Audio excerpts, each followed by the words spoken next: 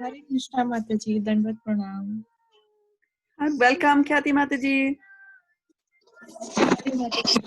Hare Krishna Mataji, Dandavat Hare Pranam. Krishna, Pranam. Hare Krishna. Oh, you sound like Khyati. Hare Krishna, Ishwari Radha. I knew that you will join because I saw the picture of your altar. Oh, yes, I can show the darshan today. Wow. Okay, good. So I'm just starting to broadcast on Facebook. So just give me a little time here to get going on that. And who else is there with us? Ishwari Radha is here. And let's check and see. We're going live now here.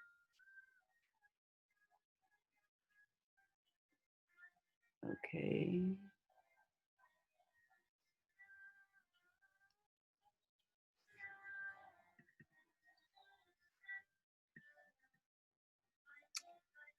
So a few things here to check again. Shraddha Radha Mataji.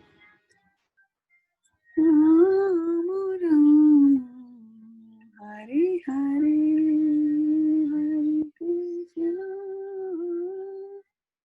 Krishna Krishna Krishna Hari Hari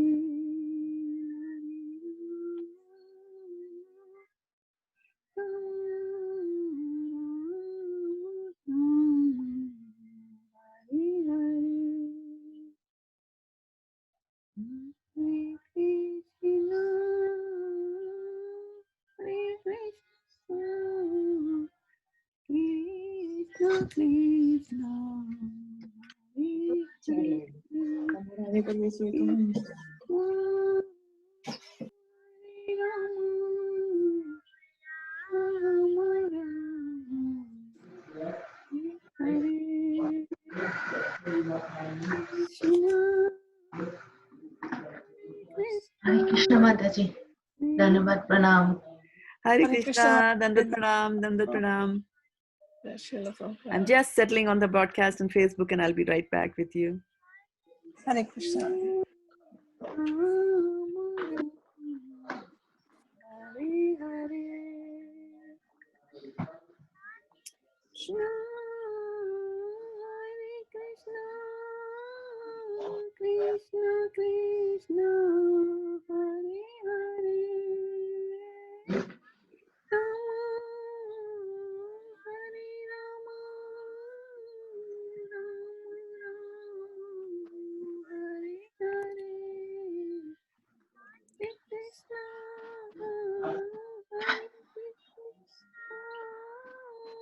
Krishna Krishna Hare Hare Hare Rama Hare Rama Rama Rama Hare Hare Hare Krishna Hare Krishna Krishna Krishna Hare Hare Hare Rama Hare Rama Rama Rama Hare Hare. Okay, welcome to our Thursday morning Bhagavad Gita class, dear devotees. Joining us on the Zoom are Ishwari Radha-devi Dasi. We have Sutapa Mataji, Varshana Mataji, Neeral, and Khyati. I can only see a part of Khyati, tiny bit of Khyati on the camera. You need to shift it a little bit. Garima Mataji, and I see someone trying to connect to audio. It looks like it is Charu Mataji, and joining us on the Facebook here today are Dilip Bhai Patel Prabhu, Neha Mataji, and her mom, Vidyavati Devi Dasi. So thank you so much, dear devotees, for joining us on this call, and please accept my humble obeisances. All glories to Srila Prabhupada, all glories to Srila Gurudev. So we don't have Suyash Prabhu yet, so I will get going with sharing the Vigyapti Panchaka prayers with you all. Okay, so let's see. I should have it somewhere here close by. Okay, Hare Krishna, Hare Krishna, Krishna Krishna, Hare Hare, Hare Rama,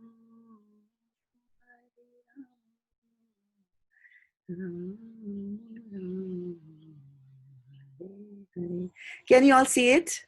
Can someone confirm? Yes, Mataji. You can see that? Okay, very good. Om Ajnanatimarandhasya Jnananjana Shalakaya Chakshurunmilitam Yena Tasmai Shri Guruve Namaha Matsamo nasti papatma na paradhi cha kaschana parihare pilajjame kim bruve purushottama yuvati nam yatha yuni yunam cha yuvato yatha manobhi ramate tadvan mano me ramatam tvayi Bhumau skalita padanam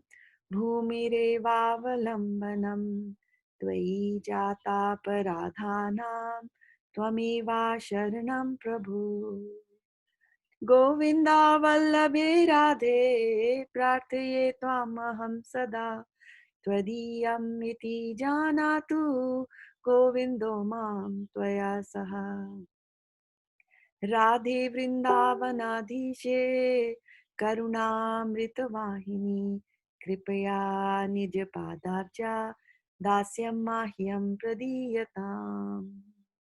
And now we'll go over to reading the translations of this. And let me see whether we have Suyash Prabhu has joined us or not. Kathy Mataji has already sent Mataji. Sent it? Okay, very good. So what's the reading order? Yeah, it's me first. Ishwari Radhika Mataji, Charo Mataji, Varshana Mataji, Niral Prabhu, Kathy Mataji, and then Shraddha Mataji. Okay, very good. So I go after Kathy. Need to remember that. And so please stay alert for your time. Remember to unmute yourself before you speak. And also remember to mute yourself after you have spoken. So I'm going to bring up the Vigyapti prayers one more time. And yeah. Something is wrong. Okay. Here, Zoom has got this tendency to spread all over the screen into the full screen mode. Okay. Can you see it now? Yes, Yes, ma'am. Mataji. All right. Perfect. Okay. Go ahead, Sutapa. Yeah. O Purushottama, no sinner or offender is as bad as I am. How can I describe my shame? Just as the minds of young ladies take pleasure in a young man, and the minds of young men take pleasure in a young woman, kindly let my mind take pleasure in you alone. Just as the ground is the only support for those whose feet have slipped, you alone are the only shelter for those who have offended you.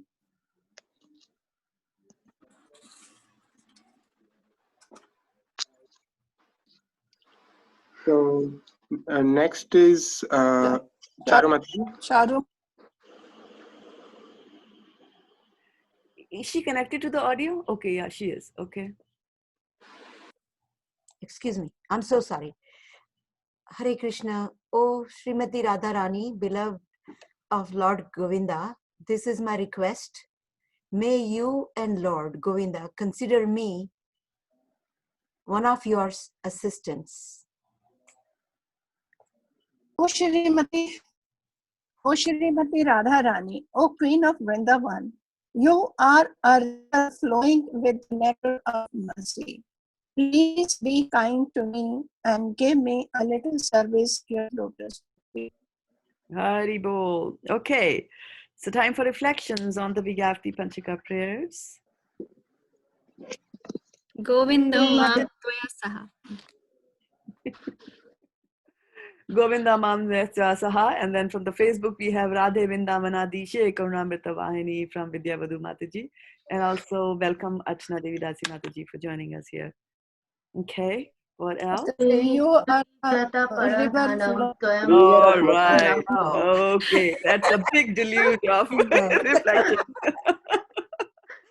Okay, one by one, please, if possible. Yeah, Varsha Mataji, please go. No, it's okay. You say it. It's Okay. fine. Tvai jata paradhanam tvayam eva sharanam prabhu. Oh, wow. I know you have memorized almost 90% of that. Very good.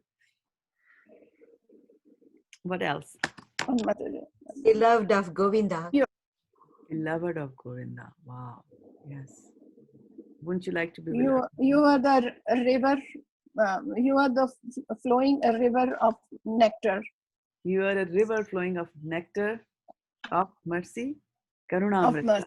Yeah. Of Karnamat Vahini. The nectar of mercy. Yeah. Prathe aham sada. Prarthe tvam aham sada. Yes, sada. So prayers, the importance of prayers cannot be undermined at all. I like the title, Opening the Minds of Radha Krishna. Opening your mind to Mind Radha for and Krishna. Yes, the title itself. Like, sometimes we do these prayers mechanically, and then there comes the big question, like, why am I doing this?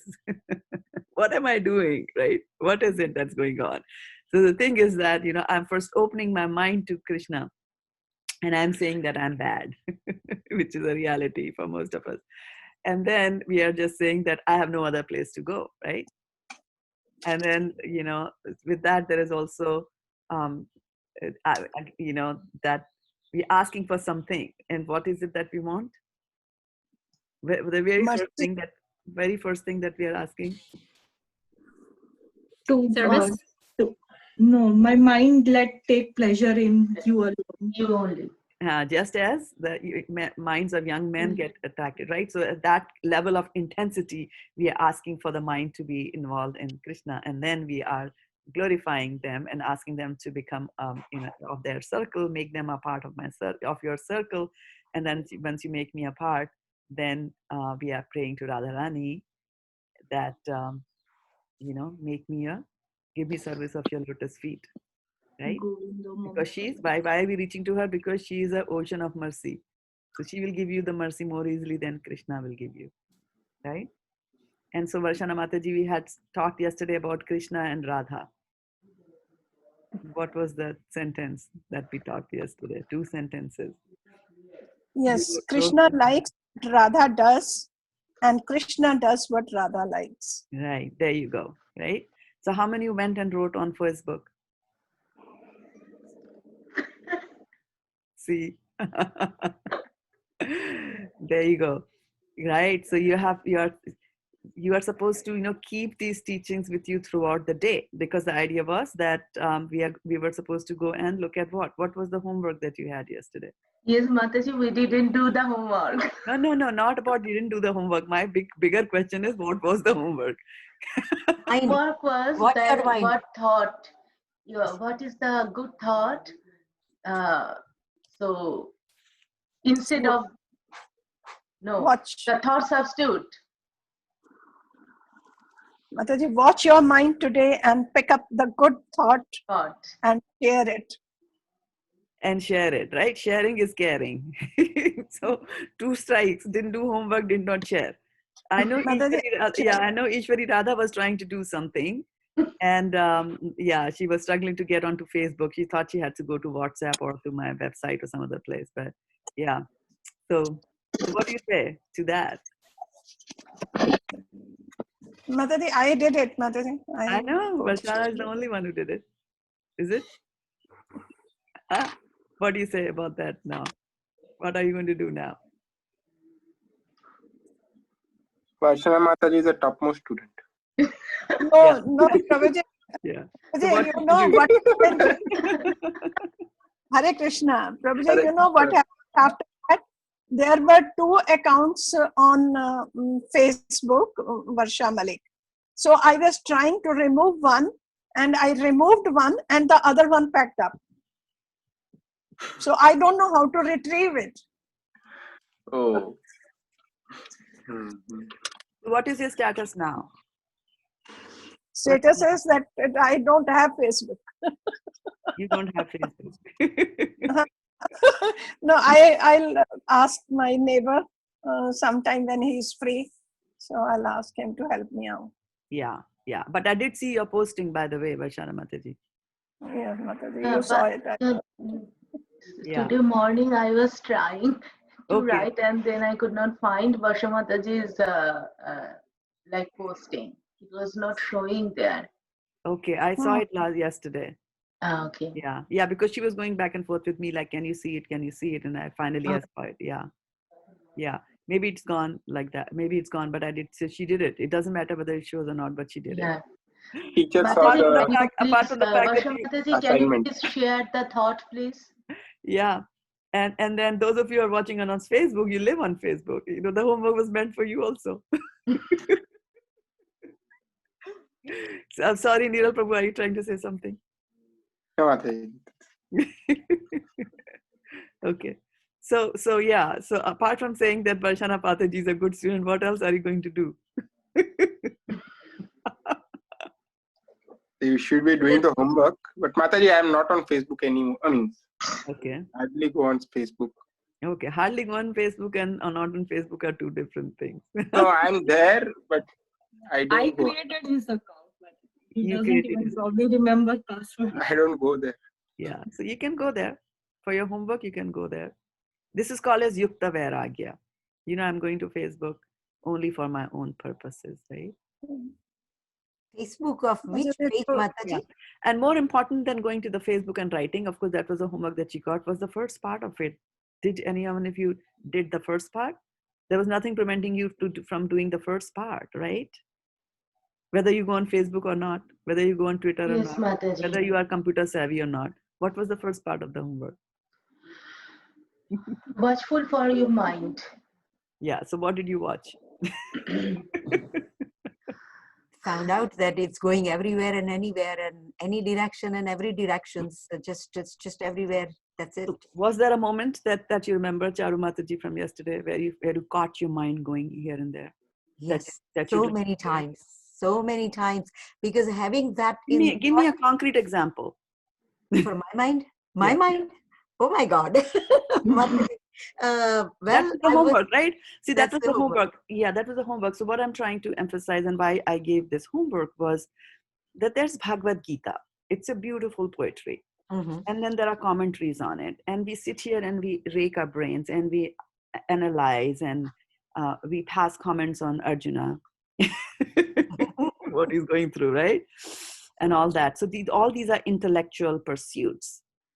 Mhm. But bhakti is, what is pure bhakti? It is acting. It is devotional service. You have to do something, right? So after you see that my mind goes anywhere, and Krishna and Arjuna says to Krishna that, my mind goes everywhere. So Krishna says that through practice, you will be able to control it, right? So how do you practice controlling it? First of all, you have to know that your mind goes anywhere. So a generic statement that my mind goes everywhere and anywhere is not applicable. It is not going to help, right? Because everybody can come up with that statement that my mind goes everywhere. Now we have to be conscious. We have to be conscious and observing our mind to say like, oh, okay, this is where it went.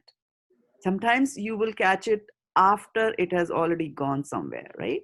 So when you're doing your, for example, when you're doing your chanting, you realize that you have advanced on your beat so long, and then and you realize that you were mechanically chanting on the beat, the fingers were mechanically moving, and you were actually planning the menu for breakfast or dinner or whatever it was, right?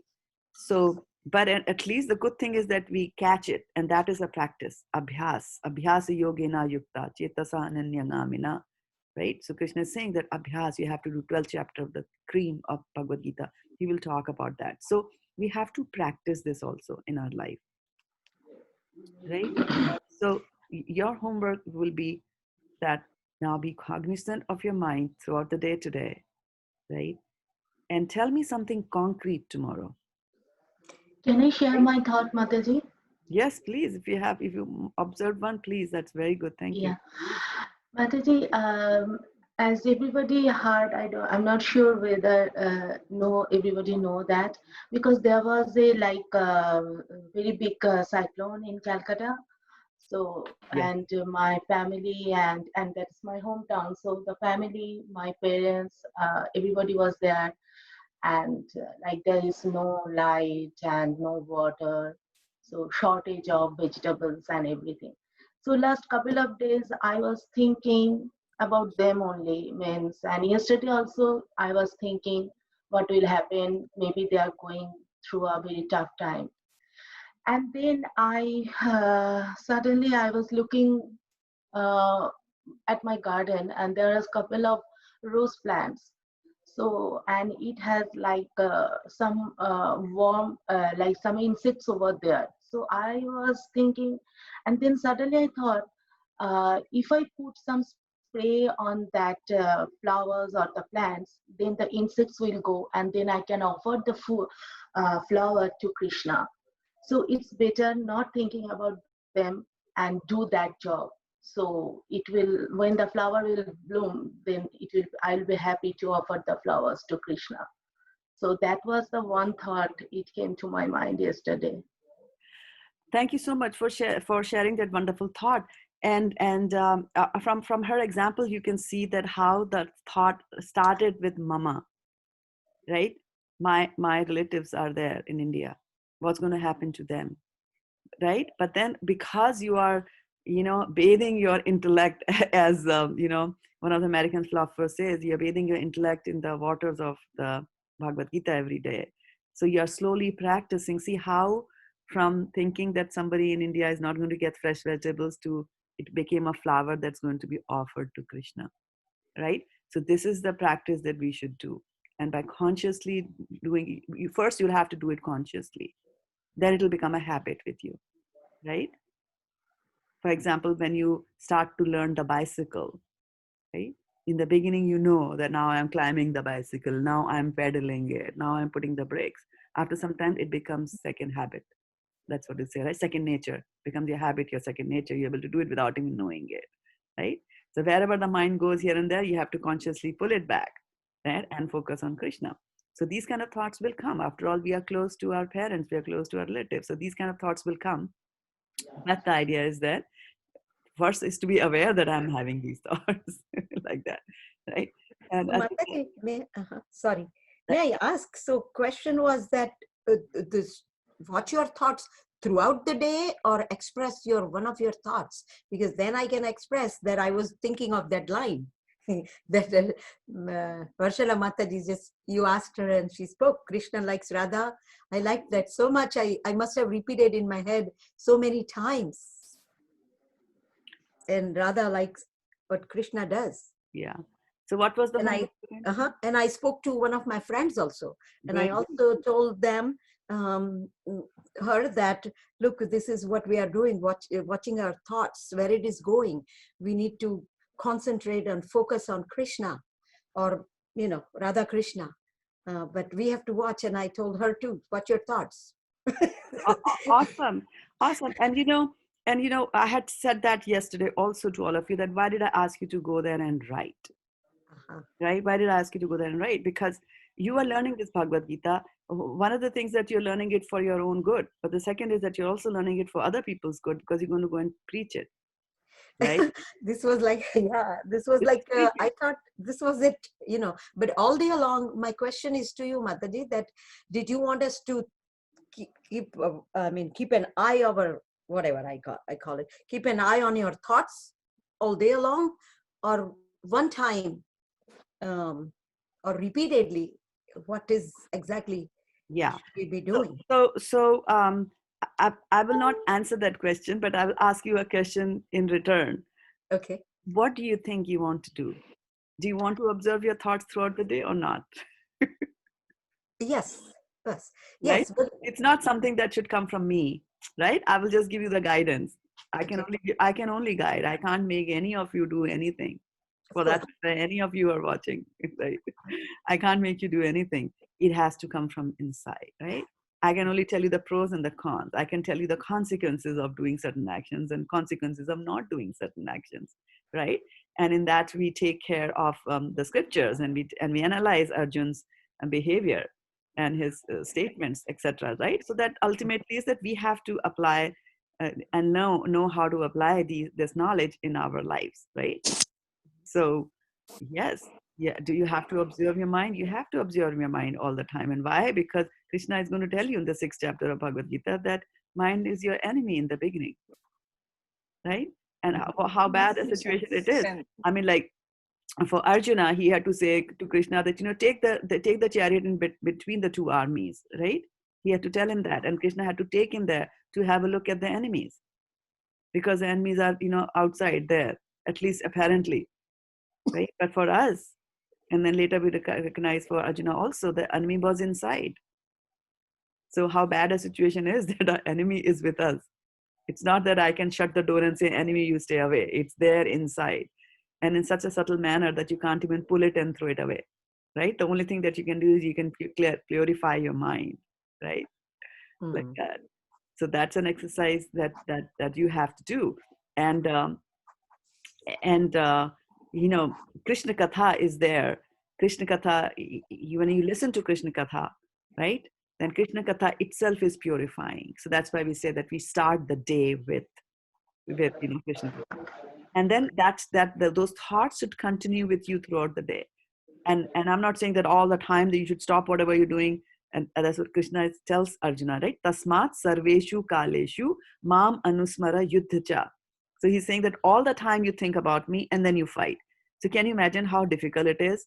I mean, even while we are doing such a simple thing as cooking, which people kind of, talk about as it's a lower level grade, although I don't think it is. Even a simple thing like cooking, you have to apply your mind, right? Otherwise you cut your hands while you're chopping the vegetables. You can't just cook like that. You have to think, did I put the salt or did I not put the salt, right? How much is this? How much is that? Is it good? Which oil does this vegetable get cooked in and all that? So you're applying your mind. Now you can imagine how much more the mind has to be applied when you are in a war situation, right? Is the enemy going to come from here? Is the enemy going to come from there? What are my horses? Where am I going? This, that, my strategy, what's the phalanx they have laid out? So all these things that are being mentioned in the Bhagavad Gita, the phalanx, I mean, you have to see the phalanx in our lives. We have to see how our senses have created a network around us, right? And they're gathering all kinds of information, bombarding us with all that information. So, Tasmat, but in spite of that, Krishna says, Tasmat sarveshu kaleshu mam anusmara yuddhacha. So what he's saying is that all the time you think about me and still do your work, which means that it is possible. Krishna is saying, do it. That means it is possible. Krishna won't give us a task which we can do, right? And what does it require? All the time. Practice, practice, practice, practice, Got it. You have to go into that mood. Yeah. It is so nice, Mataji, you explained. So actually we are looking, the reason we are observing our thoughts, of course we want to come back to the Krishna, Radha Krishna again and again, focused there. But another reason for doing that is to kill the enemy inside. And which is my enemy? Our enemy is that we need to really understand and purify, get it out of the system eventually by doing so again and again. And of course we work. So we work meaning we do anything and everything, cooking to working to dealing with people, to clients, to family, etc. So in doing all of this aspect of the life, a daily basis, keeping Krishna in the center, remembering him all the time, and cleansing our bad enemies, which could be like you said, no, you didn't say that, but I'm thinking enemy inside of me could be like, oh, how do I beat this client, or not client, how do I beat this situation? How do I win this game of the offer or whatever? Is that like you said, the plans are laid out on the other side. So I'm thinking myself in my business that how these people are dealing, so I deal for my clients in a way that they win the game, or they get the deal, or they get the best negotiated priced, something like that. I don't know. In the process, I just need to kill my enemies, which what are the enemies? We did, and I think Charubataji, you had not joined us at that time, but we did talk about the 6 enemies of the mind in our Bhakti Vriks class, right? A month or more than a month ago. And the recording is available on Facebook. You can go and watch it whenever you want. Okay. But others were there, right? Do you remember what are the 6 enemies of the mind? Anger, greed, lust. Yeah, There's more. Yeah, there's more, right? The pride and so on, envy, greed, lust. So Charu Mataji, these are our real enemies. If in your game of life, where you have to earn Lakshmi to sustain and keep the body and the soul together, if people are being smart and they are reaching out to the customers before the prospective clients before you do, and you say like, I'm going to get up an hour, I'm going to be there an hour before and grab my client before my competition grabs it, it's okay. It's okay. But your real enemies are that after you get that, are you puffed up with pride? And you think that I got it. And this big deal of selling a $5 million home is something that I did it. Instead of that, we should be thinking that Krishna did it. Krishna did it. Right. That I feel. Yes. Tasmat sarveshu kaleshu mam anusmara yuddhacha means that tasmat, who are you fighting? You're not in the army. None of us are, thank God. So who are we fighting? We have to fight our enemies. And it is more difficult, right? If you have a gun and you are in your army, you shoot the enemy, it's done. It doesn't come back again. A dead man doesn't come back again, right? But this mind comes back again and again, again and again, again and again to all of you. So which was the 6th one? I wrote down anger, greed, lust, pride, envy, and which was the 6th one? What's the 6th one? Tell me, students. Is it jealousy? Envy. Jealousy is envy? Envy and jealousy get clubbed together. There's some difference in the two. Yeah. Okay. Arrogance. That's homework. Pride is there. Arrogance, is it? Fear. The fear was not, it was not listed. Fear was not listed as an enemy. So you want one more homework? Okay, Varshana Mataji takes copious notes. Varshana Mataji, you will come back and tell us, go through your notes and tell us tomorrow what are the 6 enemies of the mind that we discussed, right?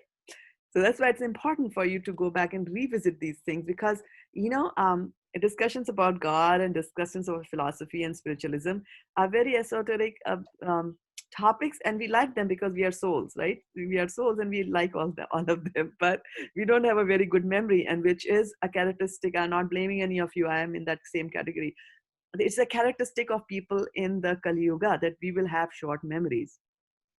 We won't even remember the 6 enemies of our mind. Aren't we supposed to know who the 6 enemies of our mind are? I mean, if I were to tell you, tell me the 6 people who have been giving you grief, starting from your mother-in-law. It will come like that, but your real enemies are the enemies of your mind. And those are the enemies. You have to write it down, paste it on a piece of paper, put it on the refrigerator in the kitchen, and observe it. Once you see those enemies acting on you, you will observe that, and then you can pray to God, because you will be fighting a losing battle in the beginning. And so keep on going to Achyuta, because he's infallible. He never fails. He will help you win. 6th enemy is illusion. Somebody check their notes and give me the correct list. Okay. All right. So we are going to, I'm looking at Facebook, and Achyuta Radhe Mataji, she's saying she's sorry she did not post. It's okay. You just are in the majority. But she prayed to the Lord for showering his mercy across the globe to relieve us all from the present situation of Corona 10 and send a cure for it, right? And also, while you're praying for people to be delivered from Corona, also pray that they develop devotional service in their hearts, right? Because one Corona gone, you can pray. Then another Corona will come, right? Mars Spashastu Konteya Sitoshan Sukha Dukkada. This just happens like that. Huge Corona is going within us all the time, from birth to now. Yes. Yeah, that's true. Okay. All right, so should we get started? Now you got you got a couple of you got a couple of things over there, and let me offer my obeisances to those of you who are watching us on the Facebook, which includes Achyuta Radhe Mataji, Pulab Kumar Prabhu, Samar Chandra Prabhu Ji, and Sri Krishna Purushottam Prabhu. Danvat Pranam Prabhu, so good to see you here, and Thakur O.P. Rajput, Hare Krishna, and Danvat Pranam. So do we have anybody who's there ready to mine the verses, or should I just start share mine? I can share mine as well. Okay, because we don't have our regular driver of the verses, which is Suyash Prabhu. I don't have him here today, so I will share my screen. I'm just increasing the font for all of you so that we can all read it nicely. I'm going to get rid of some of the windows. I'm going to share it now so that you can come and tell me whether the font size is okay or not. And if you're not talking, then please mute yourself if you're in a noisy environment or you're playing with your microphone. And please, Yes, Mataji, it's good. it is good to read. And who goes in next now to read? Varsha Mataji. Hare Krishna. Okay. Chapter 2, Contents of Gita summarized. Text 1. Sanjaya said, seeing Arjuna full of compassion, his mind depressed, his eyes full of tears, Madhusudana Krishna spoke the following words. The Supreme Personality of Godhead said, my dear Arjuna, how have these impurities come upon you? They are not at all befitting a man who knows the value of life. They lead not to higher planets but to infamy. O son of Pritha, do not yield to this degrading importance. It does not become you. Give up such petty weakness of heart and arise, O chastiser of enemy. Arjuna said, O killer of enemies, O killer of Madhu, how can I counteract with arrows in battle men like Bhishma and Drona who are worthy of my worship? It would be better to live in this world by begging than to live at the cost of the lives of great souls who are my teachers. Even though desiring worldly gain, they are superiors. If they are killed, everything we enjoy will be tainted with blood. Nor do we know which is better, conquering them or being conquered by them. If we killed the sons of Dhritarashtra, we should not care to live, yet they are now standing before us on the battlefield. Okay. So, Khyati, did somebody else join? No, Mataji. No, Mataji. Yeah, because I saw Sashi Shekhar Prabhu. He joined. He did mention that he won't be able to read. Okay. He sent a message. Okay. And now I don't see him. Okay, that's fine. Now I'm confused, and so I start from 7. Yes, okay. Now I'm confused about my duty and have lost all composure because of miserly weakness. In this condition, I'm asking you to tell me for certain what is best for me. Now I am your disciple and a soul surrendered unto you. Please instruct me. I can find no means to drive away this grief which is drying up my senses. I will not be able to dispel it even if I win a prosperous, unrivaled kingdom on earth with sovereignty like the demigods in heaven. Sanjaya said, having spoken thus, Arjuna, chastiser of enemy, told Krishna, you shall not fight, and fell silent. O descendant of Bharata, at the time Krishna, smiling in the midst of both army, spoke the following words to the grief-stricken Arjuna. The Supreme Personality of Godhead said, while speaking learned words, you are mourning for what is not worthy of grief. Those who are wise lament neither for the living nor for the dead. Never was there a time when I did not exist, nor you, nor all these kings, nor in the future shall any of us cease to be. Text 13. As the embodied soul continuously passes in this body from boyhood to youth to old age, the soul similarly passes into another body at death. A sober person is not bewildered by such a change. O son of Kunti, non-permanent appearance of happiness and distress, and their disappearance in due course are like appearance and disappearance of winter and summer seasons.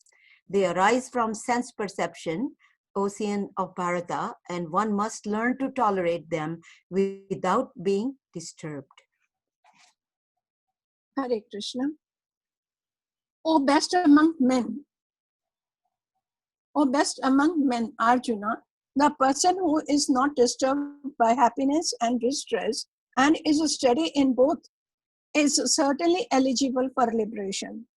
Those who are seers of the truth have concluded that of the non-existent, the material body, there is no endurance, and of the eternal, the soul, there is no change. This they have concluded by studying the nature of both. Text 17. That which pervades the entire body you should know to be indestructible. No one is able to destroy that imperishable soul. The material body of the indestructible, immeasurable, and eternal living entity is sure to come to an end. Therefore, fight, O descendant of Bharata. Mataji, can you scroll up? Yeah, I'm just doing that. Sorry.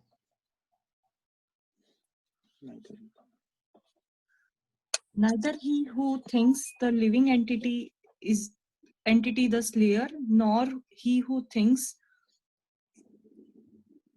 he who thinks it is slain is in knowledge. For the self slays not, nor is slain. For the soul there is neither birth nor death at any time. He has not come into being, does not come into being, and will not come into being. He is unborn, eternal, ever-existing, and primeval. He is not slain when the body is slain. O Parth, how can a person who knows that the soul is indestructible, eternal, unborn, and immutable kill anyone or cause anyone to kill? As a person puts on new garments, giving up old ones, the soul similarly accepts new material bodies, giving up the old and useless ones. The soul can never be put to pieces by any weapon, nor burned by fire, nor distinguished by water, nor withered by the wind. This individual soul is unbreakable and insoluble, and can be neither burned nor dried. He is everlasting, present everywhere, unchangeable, immovable, and eternally the same. It is said that the soul is invisible, inconceivable, and immutable. Knowing this, you should not grieve for the body.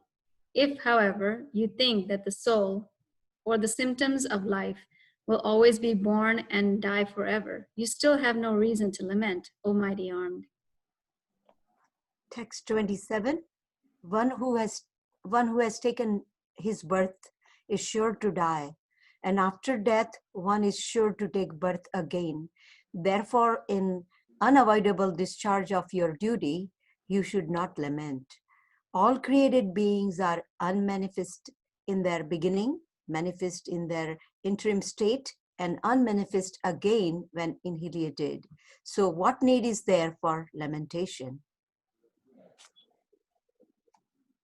Some look on the soul as amazing, some describe him as amazing, and some hear of him as amazing, while others, even after hearing about him, cannot understand him at all.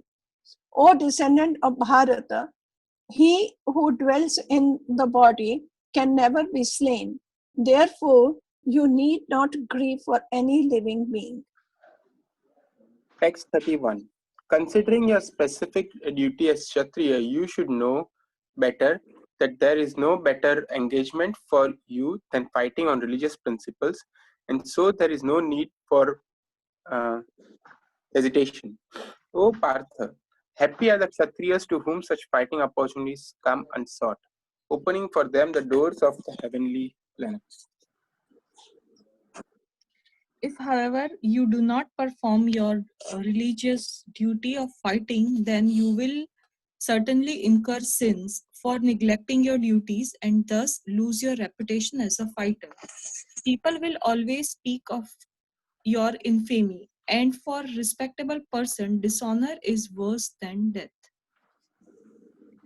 The great generals who have highly esteemed your name and fame will think that you have left the battlefield out of fear only, and thus they will consider you insignificant.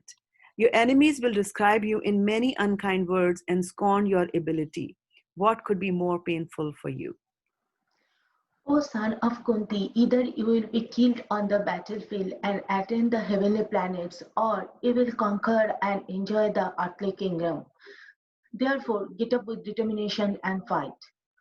Do the fight for the sake of fighting, without considering happiness or distress, loss or gain, victory or defeat, and by so doing you shall never incur sin. Sin. Hari Bol. Hari Bol. Okay. Bo. So we have successfully read half a chapter of the Bhagavad Gita today, which is fine for long chapters. It does count as one chapter of Bhagavad Gita. So together as a team. And let's go to the verse of today. Is it verse number 3 today? Yes, Mataji. Okay. Yes, Mataji. All right. Good. And whose turn is it to read now? I think mine, Mataji. Right. Go for it. Then. No, it's my turn. After Oh, I'm sorry. Sutapa Go ahead. Mataji. Go ahead, Mataji. I'm sorry. All right. Fight for our right. A good one, though. A good call. Yes. Please. Ebyam asma gama partha netattvai upapadyate kshudram hridaya durbalyam tyaktavo tishtata parantapa. Very nice. Worth the fight. Okay, who gives us the synonyms now?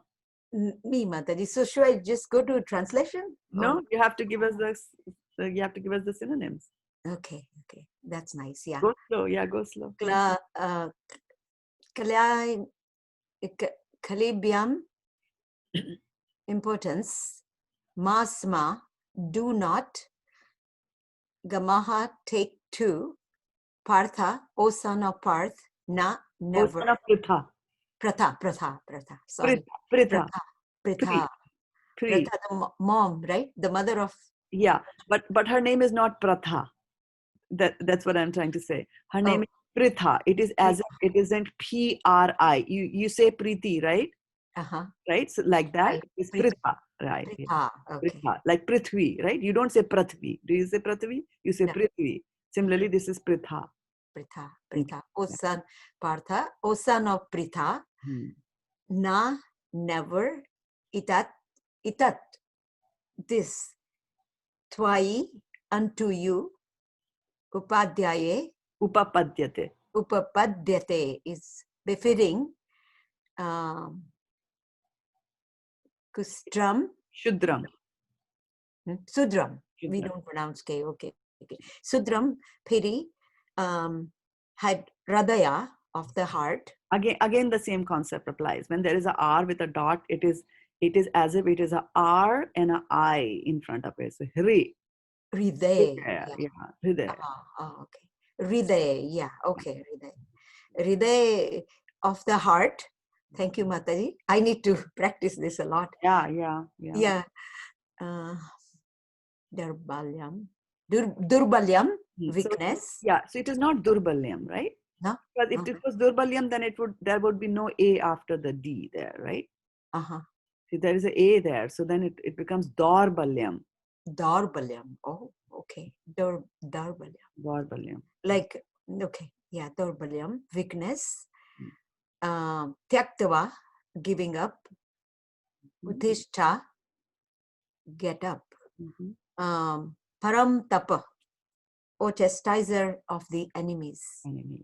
Okay, good. Thank you, Mataji. Hare Krishna. After Charu, who goes for the translation? Acha, reading it. Yes. O son of Pritha, do not yield to this degrading importance. It does not become you. Give up such petty weakness of heart and arise, O chastiser of enemy. Okay, good. And thank you for pronouncing Pritha properly. All right. Who comes after Vashana Mataji? Purport. Arjuna was addressed as a son of Pritha, who happened to be the sister of Krishna's father, Vasudev. Therefore, Arjuna had a blood relationship with Krishna. If the son of Kshatriya declines the fight, he is a Kshatriya in name only. And if son of Brahmana acts impiously, he is a Brahmana in name only. Such Kshatriyas and Brahmanas are unworthy sons of their fathers. Therefore, Krishna did not want Arjuna to become unworthy son of a Kshatriya. Arjuna was the most intimate friend of Krishna, and Krishna was directly guiding him on the chariot. But in spite of all these credits, if Arjuna abandoned the battle, he would be committing an infamous act. Therefore, Krishna said that such an attitude in Arjuna did not fit his personality. Arjuna might argue that he would give up the battle on the grounds of his magnanimous attitude for the most respectable Bhishma and his relatives, but Krishna considered that sort of magnanimity mere weakness of heart. Such false magnanimity was not approved by any authority. Therefore, such magnanimity or so-called non-violence should be given up by persons like Arjuna under the direct guidance of Krishna. Hari Bol. Hari Bol. Okay, so let's do the reflections now, the best part of the day. Arjuna Kshatriya, is saying it's... sorry, Go go ahead. A Kshatriya who does not fight is not a Kshatriya. He's Kshatriya in name only, and a Brahmana who doesn't act piously is a Brahmana in name only. Good. This magnanimity is of no use. I mean, he thinks he's thinking big, but it's actually no use, or not really a magnanimous. Yeah, the ultimate good, right? The ultimate. And so we always have to think of the ultimate, and actually Arjuna did talk about ultimate, but from a different plane. He was thinking about the ultimate on the material plane when he was saying in the first chapter, nimittani chapaschani viparitani keshava. So he's saying that the end result is going to be opposite of what we have thought about, right? But he's still hovering on the material plane. Yeah. Thank you for sharing that.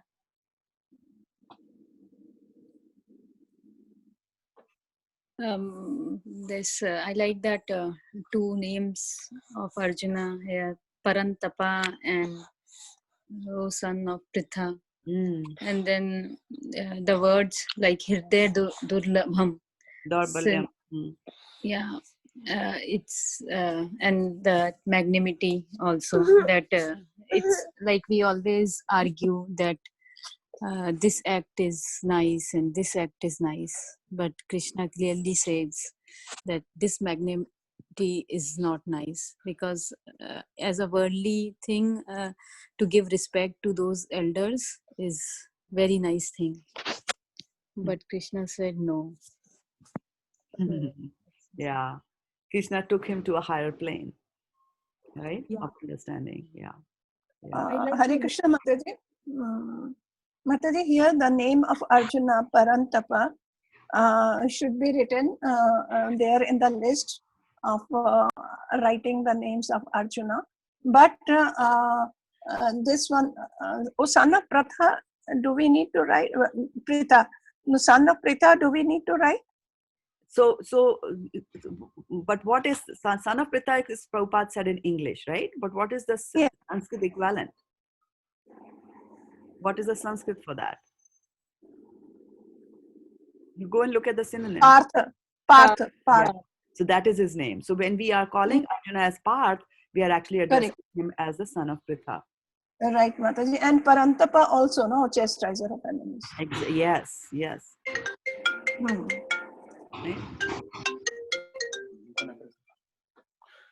Right? Also they gave a family relations was explained nicely. How Arjuna and Krishna are related. And how are they related? Good point. Bua, Krishna's is Krishna's sister. Krishna's Bua is Vasudeva's sister, father and sister. Right? Yeah. Mataji, another point I like here is that Krishna was the most intimate friend of Arjuna was the most intimate friend of Krishna, and Krishna did not want him to become unworthy son of Kshatriya. So Krishna is, that I like, because he was the most intimate friend, and therefore Krishna is guiding him on his chariot. So if we become, or we try to become a friend of Krishna, there are chances that Krishna can guide us on our life, this life's chariot too. Yeah, that's a good point that you raise, and I wanted to mention that the soul, individual jiva souls, have already got a relationship well defined in the spiritual world. That am I Krishna's, and there are 4 major relationships on which the devotees focus on, right? So the first one is I am a servant of Krishna. The second one is that I'm a friend of Krishna. The third one is that I am a parent of Krishna. And the fourth one is that I'm a lover of Krishna. So that this way, you know, there are levels of relationships there. And that, so who am I? Like, you know, we are all souls. Right now we are in human bodies, but we don't know who we are in Golok Vrindavan. Am I a peacock in Golok Vrindavan? Am I a tree in Golok Vrindavan? Because that's a spiritual planet where it's absolute. And when we say it's absolute, which means that there's no duality there. It's a very difficult thing for us to comprehend what is absolute, given the circumstances and given our mental faculties that we have. We have a material brain, so we can only think so much there. So so who you are there, what kind of a spiritual body do you have in Golok Vrindavan or in the Vaikuntha planets, is something that will get revealed to you. And that is not something that gets revealed to you while we are practicing devotional service. Right? Practicing devotional service means Shraddha Mataji runs after you with a stick saying, did you do the homework? And then the second level is that, you know, devotional service becomes spontaneous, where I don't have to tell you anything to do. You do it yourself. You go and revise your things yourself. You keep on looking at the previous lessons and go and read it them yourself without me having to put anything there. Because now it's coming from your own heart. And that is what true love is, right? And not somebody forcing you to do it. So, that will be revealed. So we should not aim at, let me try to become a friend of Krishna. Let me try to become a lover of Krishna. Who knows who we are, right? And it will get revealed to us, right? It comes at a much later stage in devotional service. So where should we start with? What level should I start? Then the question will be, well, but I need to start somewhere. And the safest way to start is start from the level of, I am a servant of Krishna. There you go. Right? I'm a servant of Krishna. So yes, Arjun is a friend. So now that you know that I am a servant of Krishna, and what it means to be a friend of Krishna, so then we'll understand that what a high role, what a high relationship Arjuna has with Krishna. Like, God is my buddy. Can you imagine that? Right? We are there, you know, with scared of God and holding our hands like that, and you know, but Arjuna is his friend.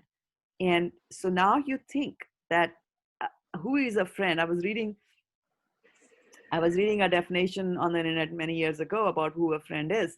And don't try that, those of you watching that.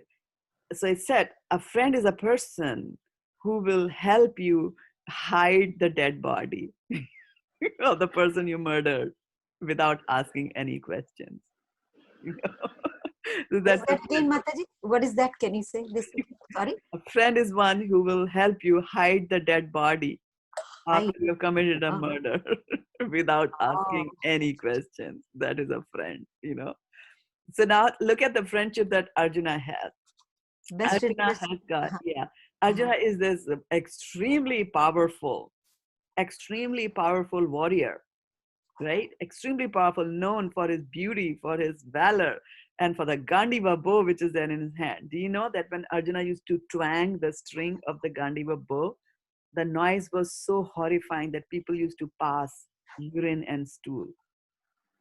He was that kind of a powerful man. And for his friend, Krishna, he agrees to play this role where he's put into this. Swajanam, he's Krishna, this and that, right?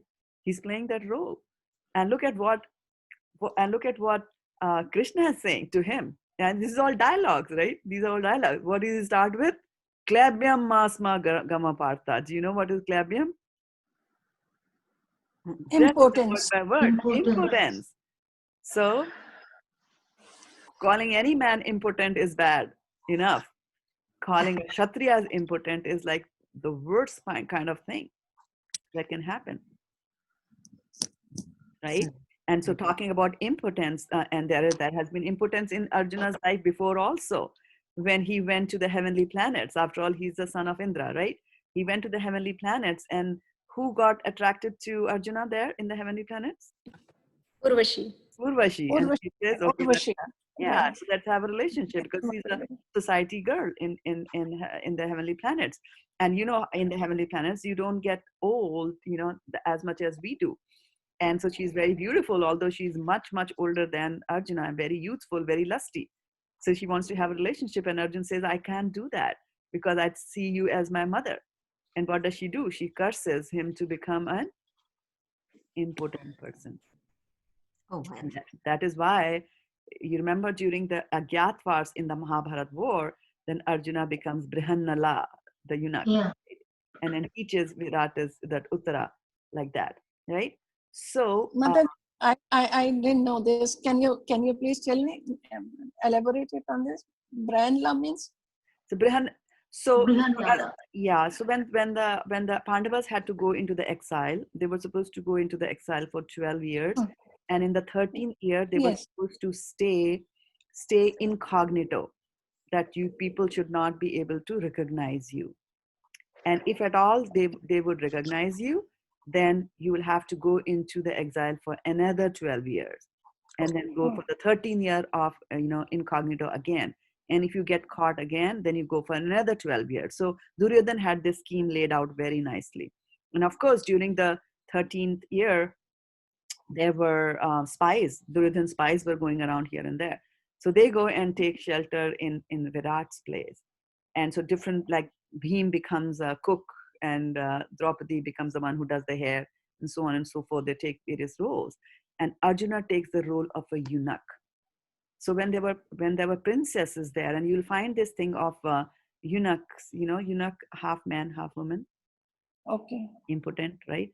So so it was very common, not only in India, but you find that in other countries as well, that when there were ladies in the royal palaces, as servants, they would bring the eunuchs, Yes. because they are harmless, right? Because the king is out fighting the war, and women can, are innocent, they can get strayed. So why create a situation like that? So their servants were all eunuchs there, right? In the. So similarly here also, Brihannala. So Arjuna disguises as a eunuch and becomes Brihannala, but gets the name Brihannala, that I am Brihannala, says that I know dancing, and then I will teach dancing to your daughter. So he gets that job of Brihannala. So he is there as an impotent. Now, the interesting thing to note is that Arjuna was doing because it was again a show that the Pandavas had put on. And the show was that I am a eunuch and I'm teaching your daughter. But at that point, and the important thing to note at that point is that Arjuna is, as Brihannala, is still Arjuna inside. Inside Yes. Brihannala is that warrior Arjuna, right? He's just Brihannala from outside, just put on a different garment. So you also, two things. So here, from this, one thing comes off is that we all are also something inside, and we have put on a dress of Brihannala, and we say that we are impotent, we can't do devotional service. Our impotency is that. But that's not true. You are a soul, and you are wired to do devotional service. So don't say that I cannot think of Krishna when I'm doing my job. You can do it. You have to practice. You have to have that house on fire desire that I need to do it. I want to do it. If that desire is not there, fine. 7:45, this class closes, and you can close your brains also. Right, like that, right? That's not How do you spell eunuch? U-N-A-K. E-U, Eunuch? E-U. E-U. Yeah, listen out the whole thing, Varshana, before you start writing. Yes. Yeah. Yes. EU Yeah. NUCH. Okay. Right? Thank you, Mataji. Yeah, yeah. So now there you see that's Arjuna inside, and outside he's just pretending to be Brihanala.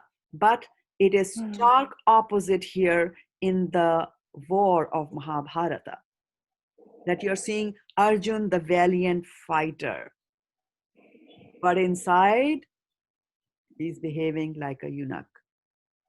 He's behaving like an impotent. And you see how powerful Krishna is, and how smart and how intelligent Krishna is. And we talked about, and how knowledgeable he is. We talked about the 6 opulences of Krishna. So you see how Sanjay is, these people who come and participate in the Mahabharata are not ordinary people. They're very close associates of Krishna. And so Sanjay said, Shri Bhagavan Uvacha. So immediately he's saying Shri Bhagavan, because now, we have brought in the right doctor. Right? Because Krishna is suffering. Krishna is suffering from diseases. What is the disease? What are the symptoms of the disease? Vepatuchya sharire me roma harshasya jayate gandivam sansate hastat tyaktya paridahyate. He's giving all symptoms. I've got fever, I've got shivering, right? You go and tell the doctor, I've got fever, I've got shivering, I'm coughing. Right? They'll say, put on your mask. You got coronavirus, like that. So you have symptoms from which the doctor diagnoses and tells you. So Arjuna is already exhibiting. He told his friend, right? This is what I'm going through. And Krishna is a doctor also. And he diagnoses, immediately he's diagnosing. He's saying, like, this trembling, that is coming over here is a very different kind of a trembling. Right? I mean, when Krishna was talking to Rukmani, that was a different kind of a trembling that happened there. People can tremble from love. But here the trembling is very different. And Krishna immediately said, Klebyam asma garat mama partha. He's saying that, this impotence is actually coming from your mind. It's inside. The Brahana lies inside you now. From outside, you're looking like Arjuna. And of course, to call a Kshatriya as an important person is going to shake him. He's going to shake him out of the lethargy like that. Don't do that. Don't do that. It doesn't become you are a Kshatriya. So and that's why I said that the second chapter is called the contents of Gita summarized because of this reason. Because it is going to tell him everything. So Krishna will start with this, shake him. And then how does he address it? How does he? Klebya masma gama partha. So he's saying that, partha. So partha, you're son of Pritha. Right? The son of Pritha is that, he's reminding him that you are son of Pritha. And for son of Pritha, right? So what is the deal with Pritha here? Why do you have to tell him that you are the son of Pritha? Why not tell you that you are son of Indra, the king of the demigods? Why did he bring the mother in there, right? Because there is some characteristic of Pritha, right? She's a Shatrani, right? She's a Shatrani. And when there was this, when Krishna had gone for doing the, what was called that? Sandhi, what is Sandhi called in English? Whatever, those he had gone, the peace talks, right? He had gone to do the peace talks there. Then at that time, of course, Krishna was going through the steps. Like, okay, here's a checklist. Before we go to the war, we should first talk it out, right? Before you take strong actions, talk it out. If there any other possible way, are you going to give us 5 villages? We are happy, like that. So he went, but Krishna knew that that's not going to happen. Krishna is Trikaldarshi. He knows the past, the present, and the future. So he knew that. So when he goes there, Kunti actually had told Krishna that, okay, you're going there for those peace things and for discussing all these things with the Pandavas, my sons. Please pass this message to my son. And then she says that, when you were born, there was a Akashvani.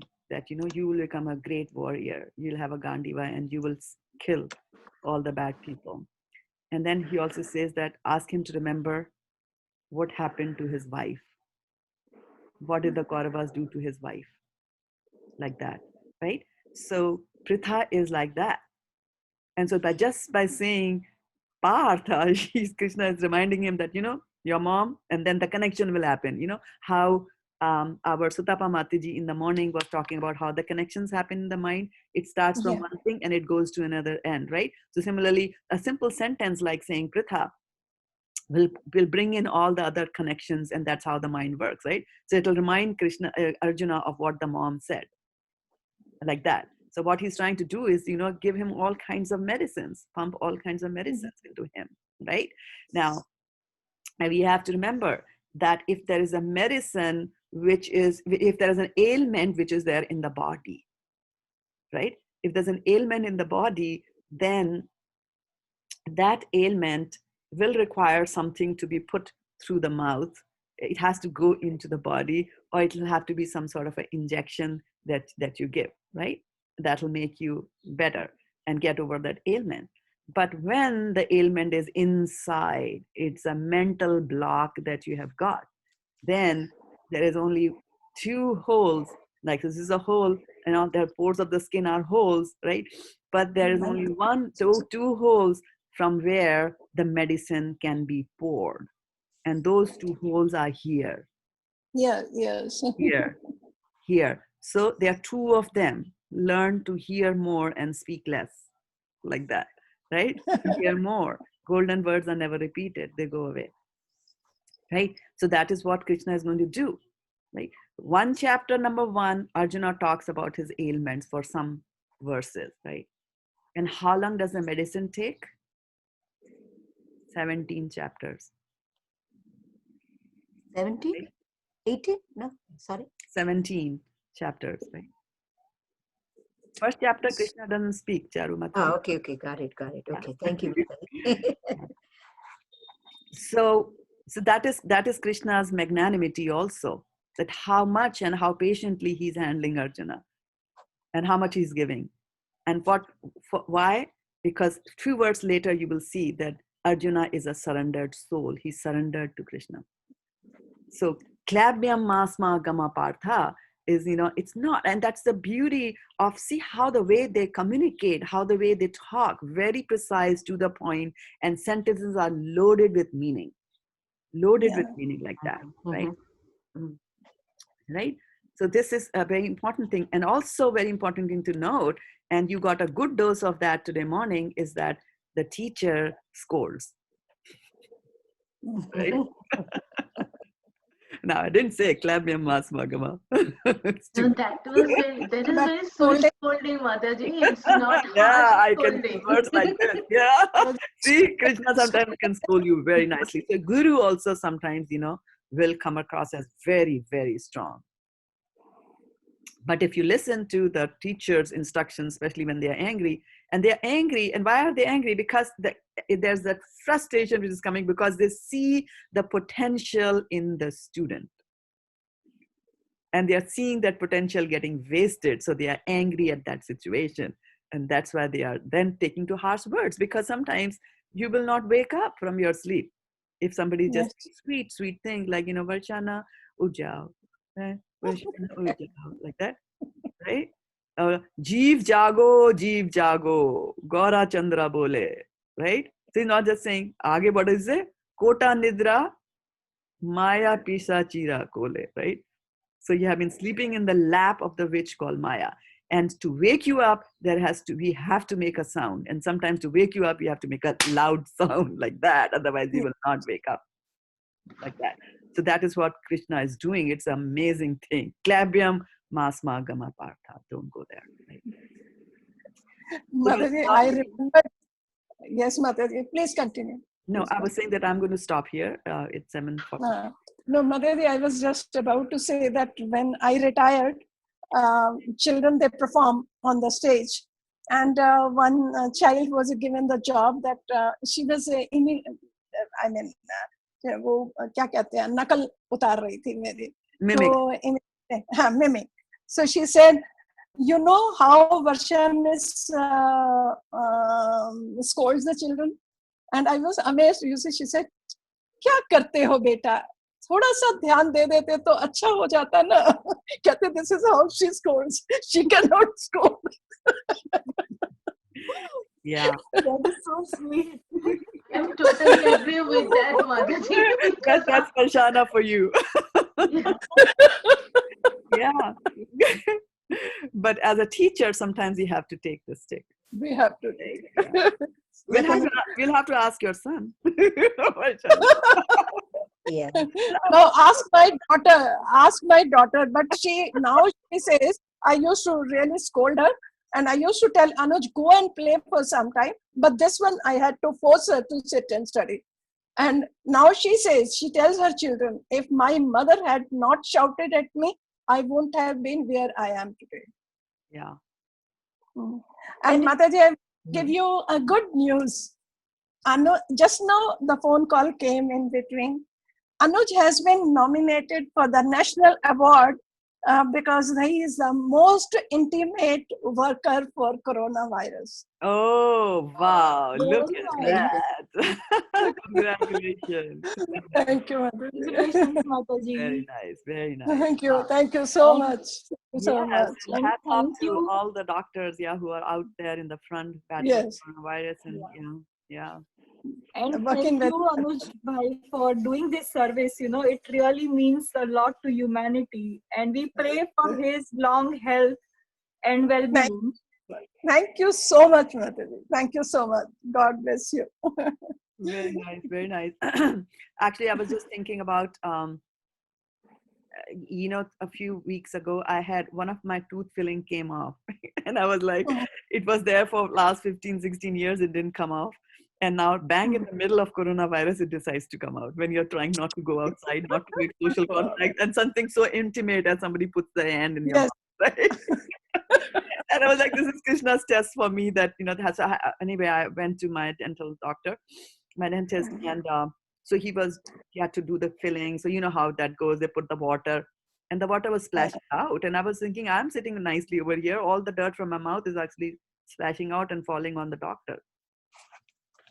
So yeah, it is an amazing thing that they do. So Dentists are at the highest risk. That is true. Yeah, that's Absolutely. yeah, that's what I'm saying. They were at the highest risk, and yeah.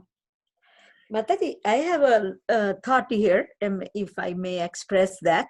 That's for the guru or that can get angry at the students. But I am thinking that first the syllabus is given to the students. Students are taught, possibly repeated at least 2 times or 3 times, I don't know. But then if they don't follow, then the guru or teacher would get angry, correct? Or is it just we as a soul supposed to know everything because we have an eternal connection with Krishna, but we are not aware of all these things, we are not aware of the laws of the nature, karmic law, etc. As a general layman human being, we are not aware. So would that teacher get angry? What do you think? Do teachers get angry like that? Have you come across teachers? No. No, not at No. all. Yeah. You So, answer your own question. okay, Mataji, you don't get angry, but if we have another teacher here, maybe they get angry. You are such a generous, nice, and great-hearted teacher here, Mataji. I must say that. You can ask some other people. I'm not. I can get very strict. But you wouldn't until you have told them or they are taught something. Then it's a different thing, yeah. Yeah, you have to give that benefit of doubt. Yeah. By the way, Varshana Mataji, Achyuta Radhe Mataji is also congratulating you from the Facebook on the success of your son Anuj. And also like Thank to you. welcome, Pramod Prabhu and Raja Madan Ahluwalia Prabhu, Anand Swarup Prabhu, and Abhishek Prabhu who are watching us there. Thank you so much for joining. Yeah. Thank you so much. Thank you. Yeah. Okay. So you can see that we might have to go for a part 3 of this verse tomorrow, because we just did one line, Yes, ma'am. and I need to end the class. So I'll just take one more comment from you. Mataji, about Krishna speaking, right? Krishna also speaks in the first chapter. Behold, Partha, the Kurus assembled here. Text 25. I mean, Yes, although Sanjay describes it, but yes, it's the yes, word of Krishna. yes. That I really like, because that's the beginning, right? That Krishna is establishing. Right, right, right. And Krishna speaks, doesn't speak. And when we were doing that verse, I had said that it's not even a full verse that he's speaking. And Yeah. that one, it's not attributed. Like you said, that it's Sanjay actually quoting it in the, yeah, not a direct speech, like, indirect. Yeah. That he said. And yes, and that is the seed. And this is what our Krishna had thought, that I'm going to take, he's saying, take it there, and I will take there, and I will say, Uvach Partha Paschyetan Samvetan Kurunuti. So, look at all these Kurus assembled here. That's what he said. And this idea was that he will look at Bhishma and get angry, like my grandfather did not say anything when they were doing this thing to my wife. And then look at the Sasha, and look at, Duryodhan, and he's been scheming to kill my brother. All those atrocities will come flooding back into his mind, and then he will fight. Yes. Right?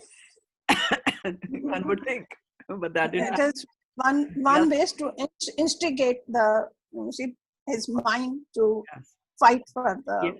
Yes. But get that up and shows Krishna has like one plan, but it has like so many, like one sentence or one word, but it has so much bigger, greater gain for the human society, right? Yes. Because of that, Bhagavad Gita came. Because if Arjuna did not feel what he felt because of that, then we wouldn't have Bhagavad Gita. Exactly. And we wouldn't have Bhagavad Gita.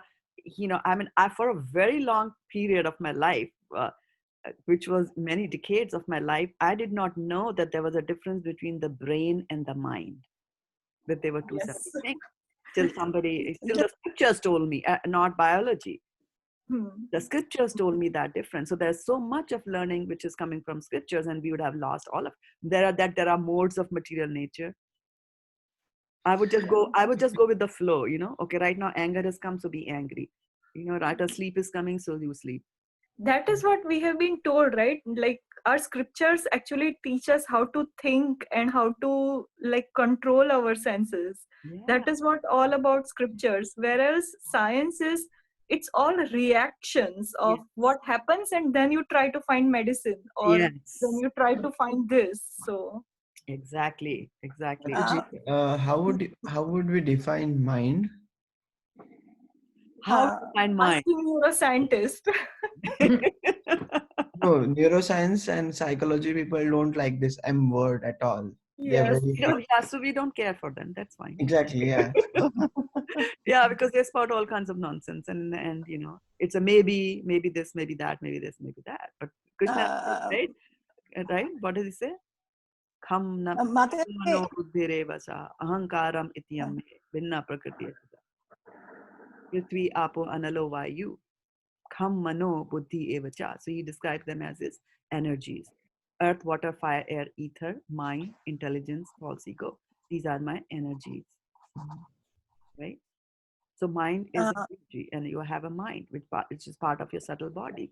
And what does the mind do? It's a factory that generates thoughts for you. That's all. It'll keep on generating thoughts. And then mind is also a place where the memories are stored. Previous thoughts and what were the actions performed by that, those are also stored according to the scriptures. Right? In so many ways, I never studied biology very formally in my life. I was a mathematics student, throughout and like that. And sometimes I'm thankful that I didn't study all that, because then I'm just taking from the scriptures and learning the right thing. Yeah. So if someone comes to me and asks me what is intelligence and what is mind, how would I tell them? Yeah, so mind is a factory of thoughts. You tell them. So this is what you will say. An example that you can give is, if you're talking, for example, to a student, then I'm pretty sure you can give them more examples from other places. You can extrapolate. For example, you're a student. And one day, so you have period of classes, right? First period, second period, third period, fourth period, like that. And so the teacher for the third period did not come, called in sick. So now you've got one free period. Now you're a good student, you go to the library and you say that I'm going to sit for this period and I'm going to study something that I'm weak at, or I'm good at, or I like, or whatever. And it's so in the schools, and I don't know what happens now, but even while I was doing my engineering, there were a bell, and somebody would come and ring the bell to mark that the one period is over and another period starts. I don't know how it is. Is it still there? The bell is still there? Yeah, yeah. Yes. There's the Campanile bell in Berkeley. I remember that. Yeah. So anyway, so there's a bell that goes to, and then you know that you are supposed to move from one class to another class, or you know another teacher will come and things like that. So you are sitting and you are studying, and if you didn't have a mind, if you just had what is called as a brain, because that's something that we can see, and then you are from the neuroscience, you can see the nerves and all that, understand electrical pulses and all that things that happen, right? So how, and we say that the ear is connected to the brain, right? That's what the science tells us. What the science doesn't tell us is the ear is also connected to the heart, right? And through subtle channels which you can't see. So now you are sitting there and you're studying, and you're reading, the bell goes and you don't hear it, right? So why did you not hear the bell? You are not deaf. You have been hearing all the bells that went before. When the first period was over, you heard the bell. When the second period was over, you heard the bell, because you were sick of this teacher who's talking. You're waiting for the bell to ring. Let him go, right? When will this period be over? But now you're engrossed in something that you really like so much, and you don't hear the bell. So what was that? Right? If the ear is there on which the sound comes, right, falls, those compressions of the air fall on your ear, they get converted into electrical impulses inside the fantastic thing, which is the internal ear. They get communicated to the brain, and whatever the brain does, you know, and you hear. Why did it not happen now? Why did you not hear the bell? The bell rang. The ear was there, the brain was there, everything was there. Because the missing piece is the mind. So you remember we did that exercise on one of those Bhakti Vriksha's times, and I asked you to close your mind and look at things, you know. So when you close your mind, when you close your eyes and you're still, and I say, okay, close your eyes and look at Krishna. Have a picture of Krishna. So where is that Krishna? Where are you seeing that picture? That is on the screen of your mind. Right? So you see things, and so ultimately it's the soul that perceives everything, but the mind is the interface between your gross body, right? You capture all the impulses. So senses are to sense something, right? So they are going to sense that there is some noise there. There is some taste over here. There's a form over here. There is some temperature over here, like that, right? So they will capture all these impulses from the material world, and they will present it through your various organs, you know, that you have and system. Ultimately it goes to the mind there, right? And then some action has to be taken, right? Good or bad. So then there is the database to which you refer to. What did you do in the previous situation when this was there, right? So and then that is still just presented. It's almost like you are in the law court, right? And you are presenting. One person comes and presents this, one person comes and presents that, right? Somebody has to make a decision and choose between this, right? So last time, you know, when I saw rasgulla, I popped it in my mouth, and 600 times I have done that, right? Now again, a rasgulla is coming. Your eyes have seen that rasgulla, and you know, on the mind, the picture of the rasgulla has been formed, and you have checked your database, and you know, I have done it 600 times. So this information is presented to the intelligence, whose job is to discriminate. At this point, the intelligence can say that, okay, you have done it 600 times, but do you also know what happened? Or, you know, your doctor told you yesterday that you're pre-diabetic, and if you have gulab jamun, it's bad for your health. So intelligence can discriminate and say that, you know, you should not eat it, like that. And then finally the soul will have, okay, fine, we will not eat it, right? Or we will eat it. And of course, there are other aspects as well in the 18th chapter that comes, that even after the soul decides that I'm going to eat the gulab jamun, it might happen that you cannot eat it, because Krishna has not yet sanctioned it. The super soul in your heart has not yet sanctioned that to happen. So you can bring a gulab jamun and it'll fall from your hand onto the floor, like that. So there are many factors which ultimately lead to an action happening at that time. So Mind, just a factory of thoughts and a database of your memories. So it's Tell it like discriminates. Yeah. um, mind is basically the software of our brain, and brain is the hardware. Sort of, yes, except for they're located in a different place. Brain is here and mind is here, right? A brain can be smashed to pieces, and which will make the subtle body to leave that area, right? If you smash my brains right now, my subtle body will move out because I'm dead, right? But all those memories and all those desires and all those hatred and love and all my 6 enemies of the mind, by the way, which is the homework, will go with me to another body, like that. Brain doesn't go, Mataji. Brain doesn't go with us. You tell me, Charu Mataji, have you seen anybody's brain go, or do you burn it? Oh, okay. Physical. Yeah, the physical. Yeah, okay. brain. Yeah. And now here the hypocrisy of science comes. Please They say tell being me. they say mindful, but they don't say brainful. Now why do they want to Got take it. a Yes. rule? It's all Very messed up. good. Science is very, very messed up. Yeah, science is very, very Yeah. messed up. I remember I was talking to Vidya Vadhu when I first introduced to Bhagavad Gita in 2007. I was reading the amazing piece of literature that it is. And why do you think that I come every morning and teach the Bhagavad Gita? Right? Because there is something good that I find there, and that I want to share it with others. And I want people to know the right thing, because science is telling you all the wrong things. And I told my sister that, I wish I had not been a science student. I wish I had studied philosophy, right?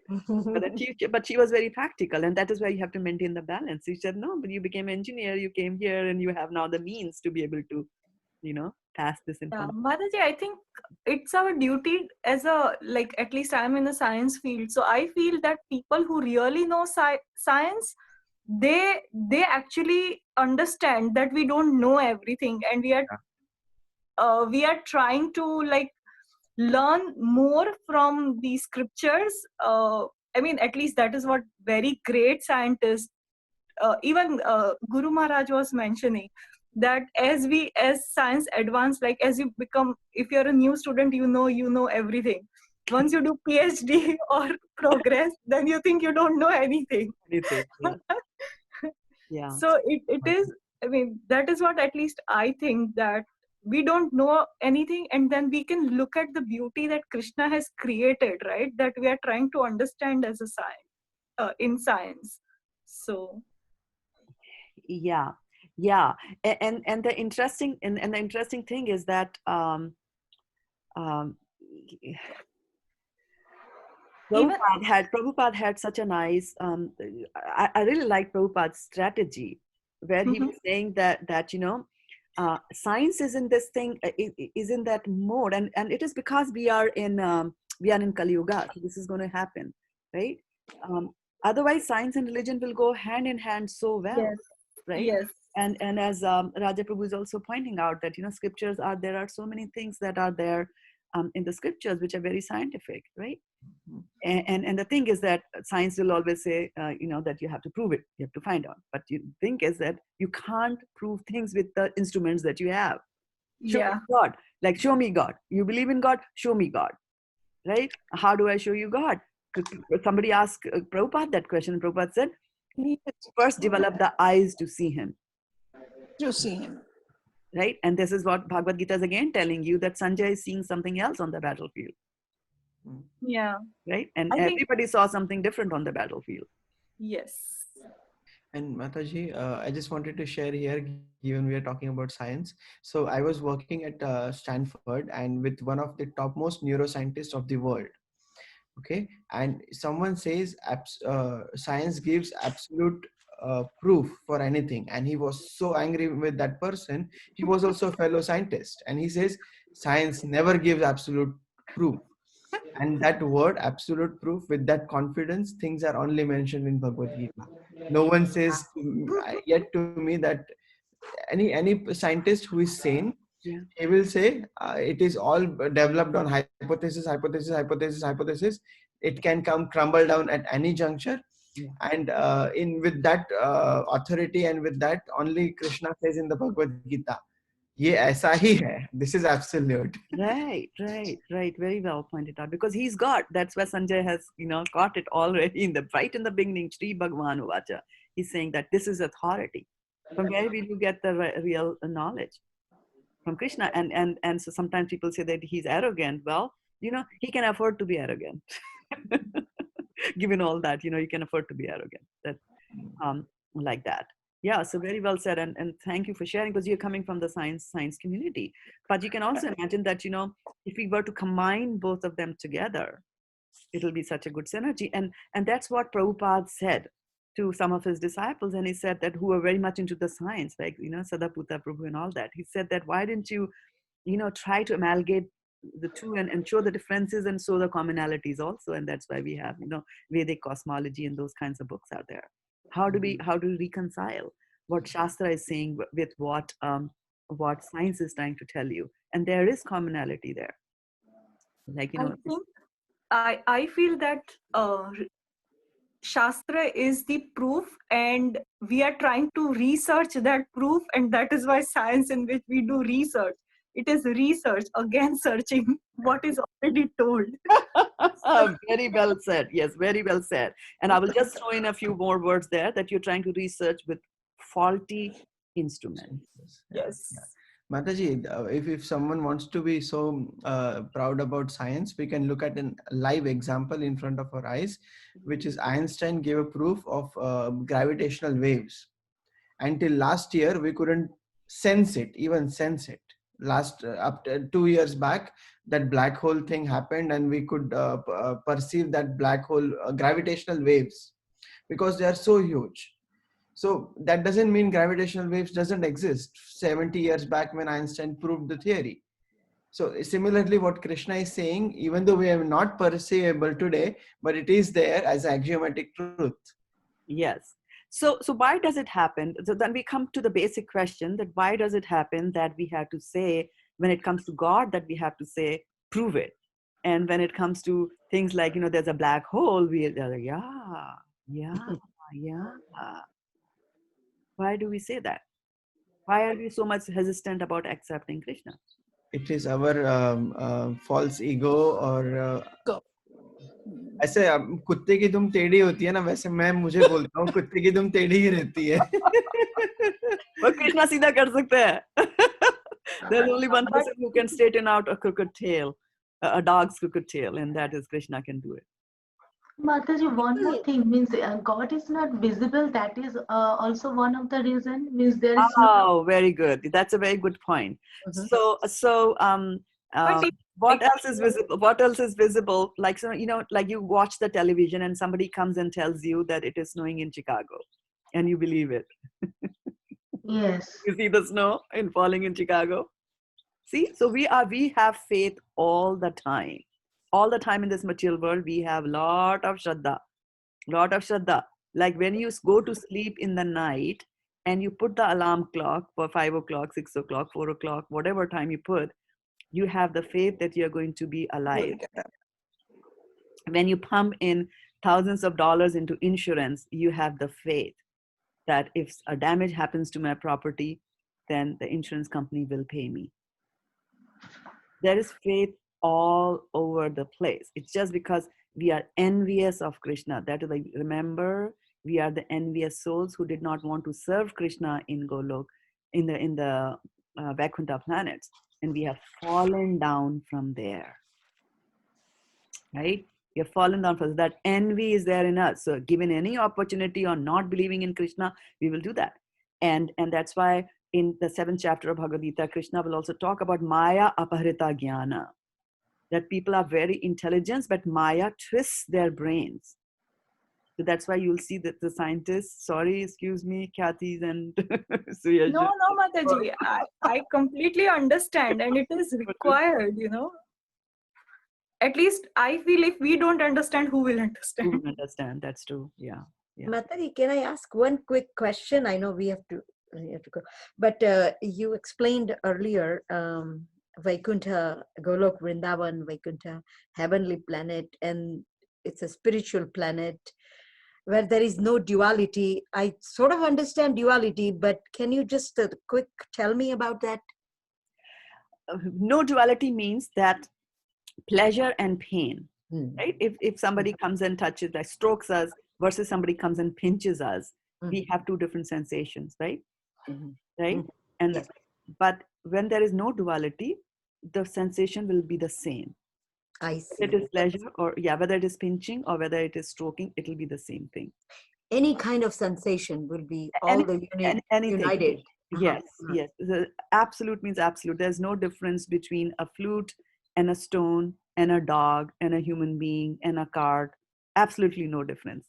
So there's no duality at all. There's no pleasure, there's no pain, there is no hot and there's no cold, like that. There's no duality. Mataji, this question came to my mind about the mind when Guru Maharaj sings Nachare Amar Man. So he always says Nachare Amar Man.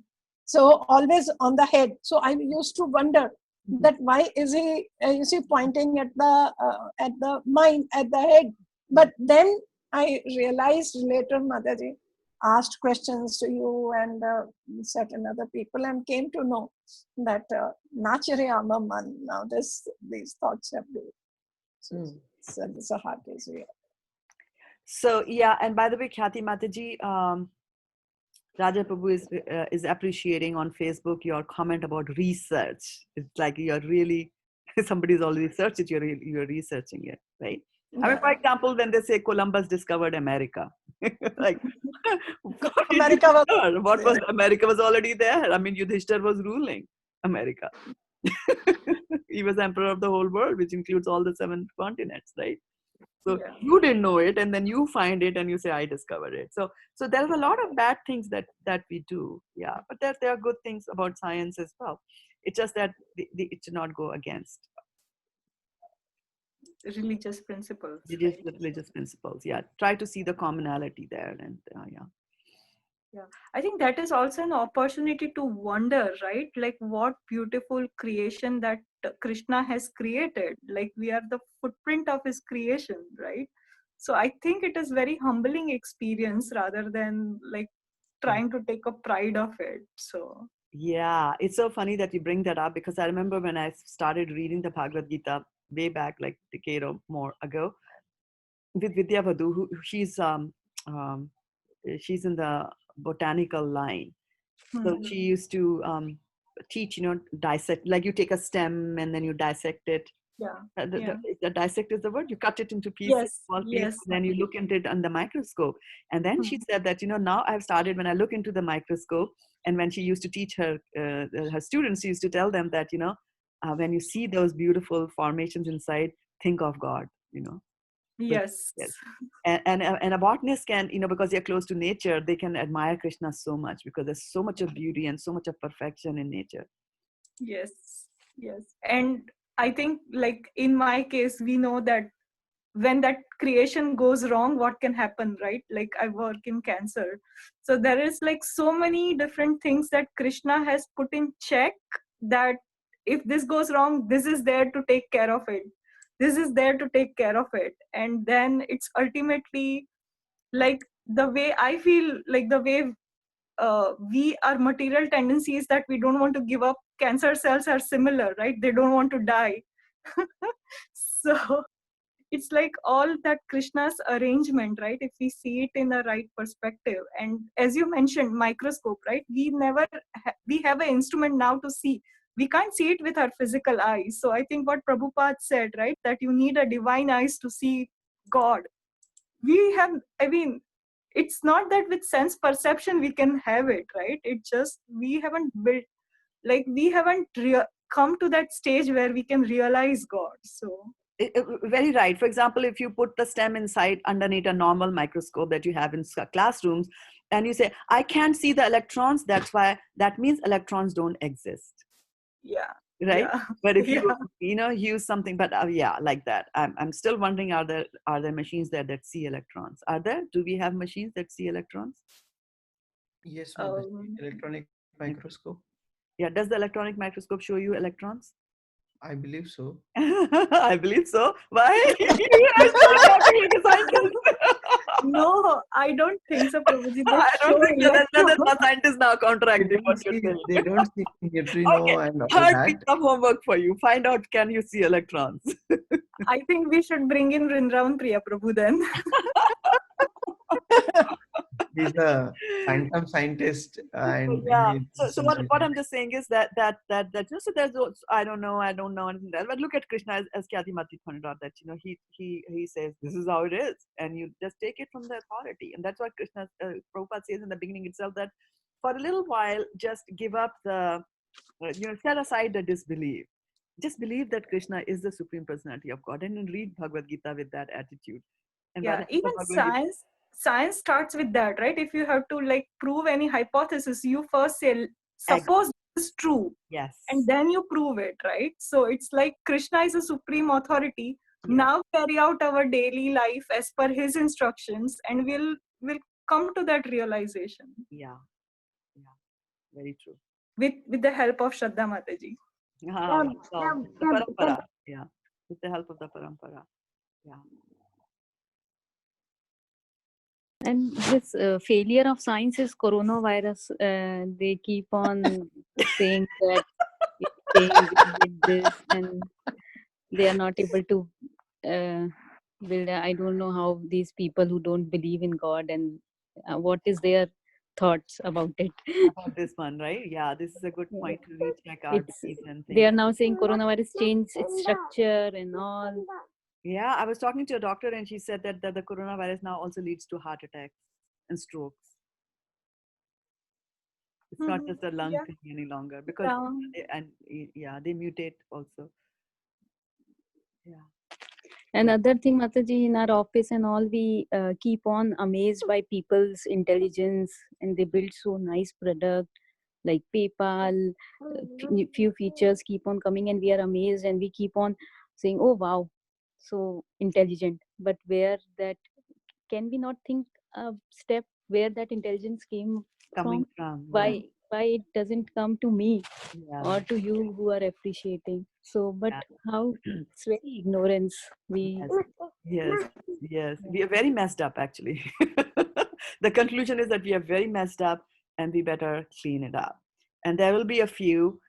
Don't feel that you are in the minority, because the Shastras tell us that 1/4 of Krishna's creation is the material world, and 3/4 of his creation are still in the spiritual planets. So Wow. when we are doing devotional service, we are actually with the majority, right? We are actually with the majority. Don't think that you are in the minority, because you have the strongest power behind you, Krishna. Krishna can take somebody from the level of Arjuna who's saying, I don't want to fight, to making him win the war. Like that. So Krishna can do that, just have faith. All right. So, my dear, I was thinking of stopping at 7:45 and it is 8:15 now.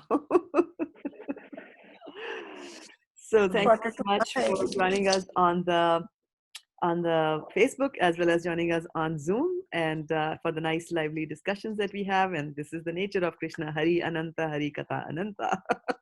But we have other duties to perform. So as a part of balancing our acts, we will call it an end to this call, and we will meet again on Thursday. Today is Thursday, right? So tomorrow is Friday. Okay, that works out, because Friday we have a shorter class because of my commitments. And so we will finish this remaining part of this verse and have some more discussion like that. Okay. Patityanaam pavnebhyo vaishnavibhyo namo namaha. Gaur Premanande, Hari Hari Hari Hari Bol. Bol. Dandavat Pranam, everybody. Hari Have a Krishna. fantastic day. thank you. Hari Hari Bol.